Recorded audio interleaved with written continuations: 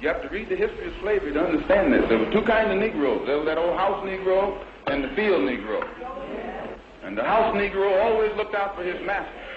When the field Negroes got too much out of line, he held them back in check. He put them back on the plantation. The house Negro could afford to do that because he lived better than the field Negro. He ate better, he dressed better, and he lived in a better house. He lived right up next to his master in the attic or the basement. He ate the same food his master ate and wore his same clothes. And he could talk just like his master. Good diction. And he loved his master more than his master loved himself. That's why he didn't want his master hurt. If the master got sick, he'd say, "What's the matter, boss? We sick?" When the master's house caught a fire, he'd try and put the fire out. He didn't want his master's house burned. He never wanted his master's property threatened. And he was more defensive of it than the master was. That was the house Negro. But then you had some field Negroes who lived in huts, had nothing to lose.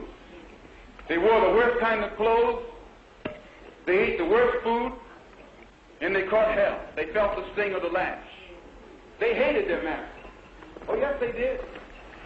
If the master got sick, they prayed that the master died. If the master's house caught a fire, they prayed for a strong wind to come along. This was the difference between the two. And today you still have house Negroes and field Negroes. I'm a field Negro.